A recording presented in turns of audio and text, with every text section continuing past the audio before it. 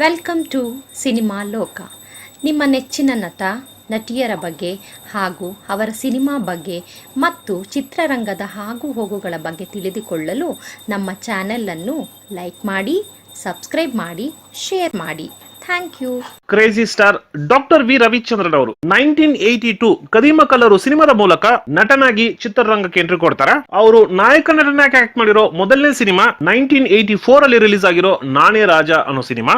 ಆ ವರ್ಷದಲ್ಲಿ successful cinema ಆಗುತ್ತಾ. 1988 ರಣಧೀರ ಸಿನಿಮಾ ನಂತರ ಕನ್ನಡ ಚಿತ್ರರಂಗದಲ್ಲಿ highest payer doctor V Ravichandran ಅವರಾಗ್ತಾರೆ. ಅಂದ್ರೆ ನಾಯಕ ನಟನಾಗಿ ಆಕ್ಟ್ ಮಾಡಿ 4 ವರ್ಷಕ್ಕೆ ಕನ್ನಡ ಚಿತ್ರರಂಗದಲ್ಲಿ ಹೆಚ್ಚಿನ ಸಂಭಾವನೆ ತಗೊಳ್ಳೋ ನಟ ಡಾಕ್ಟರ್ ವಿ ರವಿಚಂದ್ರನ್ ಅವರಾಗ್ತಾರೆ. ನ್ಯೂಸ್ ಪೇಪರ್ ಗಳಲ್ಲಿ ಯಾವುದೇ ಸುದ್ದಿಗಳು ಬಂದ್ರು ರವಿಚಂದ್ರನ್ ಅವ್ರ ಬಗ್ಗೆ ಯಾವ್ದಾದ್ರು ಒಂದು ಆರ್ಟಿಕಲ್ ಬಂದ್ಬಿಟ್ರೆ ಆ ಒಂದು ನ್ಯೂಸ್ ಪೇಪರ್ ಗೆ ಸಿಕ್ಕಾಪಟ್ಟೆ ಡಿಮ್ಯಾಂಡ್ ಇರ್ತಾ ಇತ್ತು. ಆ ತರ ಒಂದು ಕ್ರೇಜ್ ನ ಕ್ರಿಯೇಟ್ ಮಾಡಿದವರೇ ಡಾಕ್ಟರ್ ವಿ ರವಿಚಂದ್ರನ್ ಅವರು. 80s ಮತ್ತು 90s ಅಲ್ಲಿ ರವಿಚಂದ್ರನ್ ಅವ್ರ ಸಿನಿಮಾ ರಿಲೀಸ್ ಆಗುತ್ತೆ ಅಂದ್ರೆ ಒಂದು ದೊಡ್ಡ ಕ್ರೇಜ್ ಕ್ರಿಯೇಟ್ ಆಗಿತ್ತು. ಕರ್ನಾಟಕನಲ್ಲಿ ಯಾವುದೇ ಸಿನಿಮಾ ರಿಲೀಸ್ ಆದ್ರು, for example super star Rajinikanth ಅವರು, ಕಮಲ್ ಹಾಸನ್ ಅವರು ಮತ್ತು ಚಿರಂಜೀವಿ ಅವರು, ಇವ್ರು 3 ಜನರ ಸಿನಿಮಾಗಳಿಗೆ ಕರ್ನಾಟಕದಲ್ಲಿ ಸ್ಪೆಷಲಿ ಬ್ಯಾಂಗ್ಳೂರ್ ಮತ್ತು ಮೈಸೂರಲ್ಲಿ ಒಳ್ಳೆ ಡಿಮ್ಯಾಂಡ್ ಇರ್ತಾ ಇತ್ತು. ಅವ್ರ ಸಿನಿಮಾಗಳು ರಿಲೀಸ್ ಆಗುವಾಗ ಕೆಲವರೆಲ್ಲ ರಿಲೀಸ್ ಮಾಡಕ್ಕೆ ಯೋಚನೆ ಮಾಡೋರು. ಆದ್ರೆ ರವಿಚಂದ್ರನ್ ಅವ್ರ ಸಿನಿಮಾಗಳು ರಿಲೀಸ್ ಆಗುತ್ತೆ ಅಂದ್ರೆ ಅವರ ಸಿನಿಮಾಗಳಿಗಿಂತ ರವಿಚಂದ್ರನ್ ಅವ್ರ ಸಿನಿಮಾಗಳಿಗೆ ಡಿಮ್ಯಾಂಡ್ ಜಾಸ್ತಿ ಇರ್ತಾ ಇತ್ತು. 80s ನಂತರ ಬಂದಿರೋ ಆಕ್ಟರ್ ಗಳಲ್ಲಿ ಯಾವ ಆಕ್ಟರ್ಗೂ ಇಂತ ಒಂದು ಕ್ರೇಜ್ ಕ್ರಿಯೇಟ್ ಆಗಿಲ್ಲ. ಆ ಒಂದು ಎರಾನ ಕ್ರಿಯೇಟ್ ಮಾಡಿದವರು ಡಾಕ್ಟರ್ ವಿ ರವಿಚಂದ್ರನ್ ಅವರು. 88, 89 ನಂತರ 2005 ವರೆಗೂ ಸುಮಾರು 17ರಿಂದ 18 ವರ್ಷ ಕನ್ನಡ ಚಿತ್ರರಂಗದಲ್ಲಿ ಅತಿ ಹೆಚ್ಚು ಸಂಭಾವನೆ ತಗೊಂಡಿರೋ ನಟ crazy star doctor V Ravichandran ಅವರು. ಸಿನಿಮಾ ಫ್ಲಾಪ್ ಆಗುತ್ತೋ ಹಿಟ್ ಆಗುತ್ತೋ 2 ವಾರಕ್ಕೆ ಎಲ್ಲಾ ಥಿಯೇಟರ್ ಹೌಸ್ಫುಲ್ ಆಗ್ತಾ ಇತ್ತು. ಆ ಹೌಸ್ಫುಲ್ ಆಗೋ ಕಾರಣ ರವಿಚಂದ್ರನ್ ಅನ್ನೋ ಹೆಸರು. ರವಿಚಂದ್ರನ್ ಅವರು ಒಂದೇ ಸ್ಟೈಲ್ ಅಲ್ಲಿ ಸಿನಿಮಾ ಮಾಡ್ತಾ ಇರಲಿಲ್ಲ, ಒಂದಕ್ಕಿಂತ ಇನ್ನೊಂದು ಡಿಫ್ರೆಂಟ್ ಸಬ್ಜೆಕ್ಟ್ ಇರ್ತಾ ಇತ್ತು.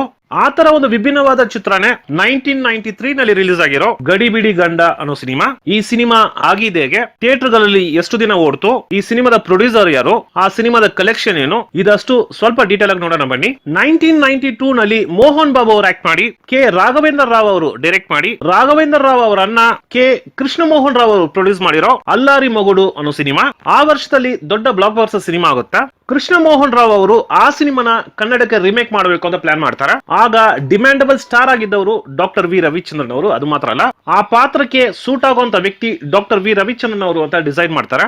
ರವಿಚಂದ್ರನ್ ಅವರನ್ನ ಅಪ್ರೋಚ್ ಮಾಡ್ತಾರ. ರವಿ ಸರ್ ಕೂಡ ಆ ಸಿನಿಮಾನಲ್ಲಿ ಆಕ್ಟ್ ಮಾಡಕ್ ಒಪ್ಕೊಂತಾರ. ತೆಲುಗುನಲ್ಲಿ ಮೀನಾ ಮತ್ತು ರಮ್ಯಕೃಷ್ಣ ಮಾಡಿರೋ ಪಾತ್ರನ ಕನ್ನಡದಲ್ಲಿ ಮೀನಾ ಪಾತ್ರಕ್ಕೆ ರೋಜನ ಅಯ್ಯರ್ ಮಾಡ್ತಾರ. ತೆಲುಗುನಲ್ಲಿ ರಮ್ಯಕೃಷ್ಣ ಅವರು ಮಾಡಿರೋ ಪಾತ್ರನ ಕನ್ನಡದಲ್ಲೂ ರಮ್ಯಕೃಷ್ಣ ಅವ್ರನ್ನ ಅಯ್ಯರ್ ಮಾಡ್ತಾರ. ಕೆ ಸತ್ಯನಾರಾಯಣ ಅವ್ರು ಮಾಡಿರೋ ಪಾತ್ರನ ಕನ್ನಡದಲ್ಲಿ ದೊಡ್ಡಣ್ಣ ಅವ್ರನ್ನ ಬುಕ್ ಮಾಡ್ತಾರ. ಬ್ರಹ್ಮಾನಂದಂ ಅವ್ರು ಮಾಡಿರೋ ಪಾತ್ರನ ನಮ್ ಕನ್ನಡದಲ್ಲಿ ನವರಸ ನಾಯಕ ಜಗ್ಗೇಶ್ ಅವ್ರನ್ನ ಬುಕ್ ಮಾಡ್ತಾರ. ಈ ಸಿನಿಮಾದ ಡೈರೆಕ್ಟರ್ ಆಗಿ VS ರೆಡ್ಡಿ ಅವ್ರನ್ನ ಅಯ್ಯರ್ ಮಾಡ್ತಾರ. ಸಿನಿಮಾಟೋಗ್ರಾಫರ್ ಆಗಿ ಜಯರಾಮ್ ಅವ್ರನ್ನ ಬುಕ್ ಮಾಡ್ತಾರ. Music director as usual doctor Hamsalekha ಅವ್ರನ್ನ ಅಯ್ಯರ್ ಮಾಡ್ತಾರ. ಡೈಲಾಗ್ ರೈಟರ್ ಆಗಿ ಚಿ ಉದಯ್ ಶಂಕರ್ ಅವ್ರನ್ನ ಬುಕ್ ಮಾಡ್ತಾರ. ಈ ಸಿನಿಮಾಗೆ ಗಡಿಬಿಡಿ ಗಂಡ ಅನ್ನೋ ಟೈಟಲ್ ನ ಫಿಕ್ಸ್ ಮಾಡ್ತಾರ. 68 ದಿನಗಳ ಒಳಗೆ ಸಿನಿಮಾದ ಶೂಟಿಂಗ್ ಕಂಪ್ಲೀಟ್ ಮಾಡ್ತಾರೆ. ನಂತರ ಎಡಿಟಿಂಗ್, ಡಬ್ಬಿಂಗ್, ರೀ ರೆಕಾರ್ಡಿಂಗ್ ಅನ್ನೋ ಪೋಸ್ಟ್ ಪ್ರೊಡಕ್ಷನ್ ಕೆಲಸಗಳು ಶುರು ಆಗುತ್ತೆ. ಈ ಸಿನಿಮಾದ ಆಡಿಯೋ ರೈಟ್ಸ್ ನ ಆಕಾಶ್ ಆಡಿಯೋ ಅವರು ತಗೊಂತಾರೆ. 1993 ಜಾನ್ವರಿ ಮಂತ್ ಅಲ್ಲಿ ಗಡಿಬಿಡಿ ಗಂಡ ಸಿನಿಮಾದ ಆಡಿಯೋ ರಿಲೀಸ್ ಮಾಡ್ತಾರೆ. ಎಲ್ಲಾ ಹಾಡುಗಳು ಸೂಪರ್ ಹಿಟ್ ಹಾಡಾಗುತ್ತೆ. ಅದರಲ್ಲೂ ಮುದ್ದಾಡೆಂದಿದೆ ಮಲ್ಲಿಗೆ ಹೂ, ಮನಸೇ ಎಂದಿದೆ ಸಂಪಿಗೆ ಹೂ ಅನ್ನೋ ಹಾಡು ಎಲ್ಲರ ಫೇವರೆಟ್ ಹಾಡಾಗಿರುತ್ತೆ.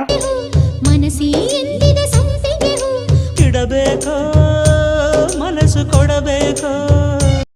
8 ಫೆಬ್ರವರಿ 1993 ನಲ್ಲಿ crazy star doctor V Ravichandran ಅವರು ಆಕ್ಟ್ ಮಾಡಿ, VS ರೆಡ್ಡಿ ಅವರು ಡೈರೆಕ್ಟ್ ಮಾಡಿ, ಕೆ ಕೃಷ್ಣ ಮೋಹನ್ ರಾವ್ ಅವರು ಪ್ರೊಡ್ಯೂಸ್ ಮಾಡಿರೋ ಗಡಿಬಿಡಿ ಗಂಡ ಅನ್ನೋ ಸಿನಿಮಾ ರಿಲೀಸ್ ಆಗುತ್ತೆ. ಸಿನಿಮಾ ರಿಲೀಸ್ ಆಗಿರೋ ಎಲ್ಲಾ ಥಿಯೇಟರ್ಗಳಲ್ಲೂ ಹೌಸ್ಫುಲ್ ಶೋ ಆಗುತ್ತೆ. ಅದು ಮಾತ್ರ ಅಲ್ಲ, ಅಜಂತ, ನಾಗ ಅಂತ ತಮಿಳ್ ಸಿನಿಮಾಗಳಿಗೆ ಡಿಮ್ಯಾಂಡ್ ಇರುವಂತ ಏರಿಯಾಗಳಲ್ಲಿ ಗಡಿಬಿಡಿ ಗಂಡ ಸಿನಿಮಾನ ರಿಲೀಸ್ ಮಾಡ್ತಾರೆ.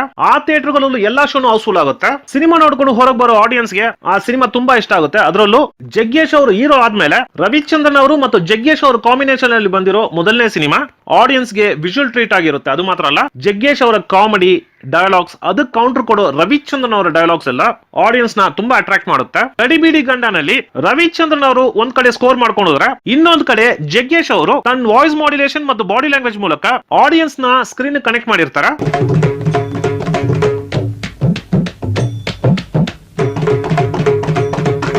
ಸೊ ಸೀನ್ 1 ಇಂದ ಸೀನ್ ಎಂಡ್ ವರೆಗೂ ಎಲ್ಲೂ ಬೋರ್ ಓಡಿಸದೆ ಎಂಟರ್ಟೈನಿಂಗ್ ಆಗಿ ತಗೊಂಡೋಗಿರ್ತಾರೆ. ಕೆಲವು ಸೆಂಟಿಮೆಂಟ್ ಸೀನ್ಸ್ ಗಳಲ್ಲಿ ರವಿಚಂದ್ರನ್ ಅವರ ಪರ್ಫಾರ್ಮೆನ್ಸ್ ಮೂಲಕ ಆ ಸೀನ್ಸ್ ನ ಇನ್ನೊಂದು ಹಂತಕ್ಕೆ ತಗೊಂಡೋಗ್ತಾರೆ. ಹಣದಿಂದ ಮನುಷ್ಯನ ಕೊಂಡ್ಕೊಬಹುದು ಅಂತ ನೀನ್ ತಿಳ್ಕೊಂಡಿದ್ಯಾ, ಆದ್ರೆ ಮಾನವೀಯತೆಯಿಂದ ಮನುಷ್ಯನ ಗೆಲ್ಬಹುದು ಅಂತ ನಿನಗೆ ಗೊತ್ತಿಲ್ಲ. ಹೆಣ್ಣಿಗೆ ಮೆರುಗು, ಹಣ ಅಲ್ಲ, ಗುಣ. ಗಡಿಬಿಡಿ ಗಂಡ ರಿಲೀಸ್ ಆಗಿ 10-12 ದಿನಕ್ಕೆ ಸೂಪರ್ ಸ್ಟಾರ್ ರಜನಿಕಾಂತ್ ಅವರು ಆಕ್ಟ್ ಮಾಡಿ, RV ಉದಯ್ ಕುಮಾರ್ ಅವರು ಡೈರೆಕ್ಟ್ ಮಾಡಿ, AVM ಅವರು ಪ್ರೊಡ್ಯೂಸ್ ಮಾಡಿರೋ ಯಜಮಾನ ಅನ್ನೋ ಸಿನಿಮಾ 18th ಫೆಬ್ರವರಿ 1993 ನಲ್ಲಿ ರಿಲೀಸ್ ಆಗುತ್ತೆ. ರಿಲೀಸ್ ಆಗಿರೋ ಎಲ್ಲಾ ಥಿಯೇಟರ್ಗಳಲ್ಲೂ ಹೌಸ್ಫುಲ್ ಆಗುತ್ತೆ. ಅದು ಮಾತ್ರ ಅಲ್ಲ, 90s ಅಲ್ಲಿ ರಜನಿಕಾಂತ್ ಸಿನಿಮಾ ಅಂದ್ರೆ ತಮಿಳುನಾಡಲ್ಲಿ ಯಾವ ತರ ಓಪನಿಂಗ್ ಇರುತ್ತೋ ಅಷ್ಟೇ ದೊಡ್ಡ ಓಪನಿಂಗ್ ಕರ್ನಾಟಕನಲ್ಲೂ ಇರ್ತಾ ಇತ್ತು. ಗಡಿಬಿಡಿ ಗಂಡ 2ನೇ ವಾರ ಮಾರ್ನಿಂಗ್ ಶೋ ಓಡ್ತಾ ಇರೋ ಅಜಂತಾ ಥಿಯೇಟರ್ ಪಕ್ಕದಲ್ಲಿ ಲಾವಣ್ಯ ಅನ್ನೋ ಥಿಯೇಟರ್ ಅಲ್ಲಿ ಯಜಮಾನ್ ಸಿನಿಮಾನ ರಿಲೀಸ್ ಮಾಡ್ತಾರೆ. ಫಸ್ಟ್ ವೀಕ್ ಹೌಸ್ಫುಲ್ ಶೋ ನಡೆದ್ರು. 2ನೇ ವಾರದಿಂದ 40 to 50% ಆಕ್ಯುಪೆನ್ಸಿ ನಲ್ಲಿ ಶೋ ನಡೆಯುತ್ತೆ.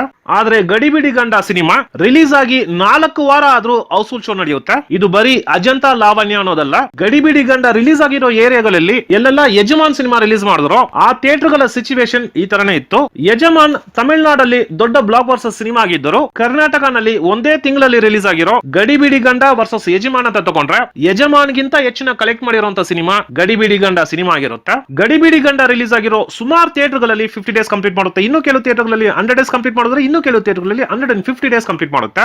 1993 ನಲ್ಲಿ ಅತಿ ಹೆಚ್ಚು ಕಲೆಕ್ಟ್ ಮಾಡಿರೋ ಸಿನಿಮಾ ಅಂತ ತಗೊಂಡ್ರೆ ಒಂದು ಗಡಿಬಿಡಿ ಗಂಡ, ಇನ್ನೊಂದು ಅಣ್ಣಯ್ಯ ಅನ್ನೋ ಸಿನಿಮಾ. ಓಕೆ ಸ್ನೇಹಿತರೆ, ನೆಕ್ಸ್ಟ್ ಟೈಮ್ ಬೇರೆ ಒಂದು ಸಿನಿಮಾ ಜೊತೆ ಬರ್ತೀನಿ. ಅದುವರೆಗೂ ಥ್ಯಾಂಕ್ ಯು, ಬಾಯ್.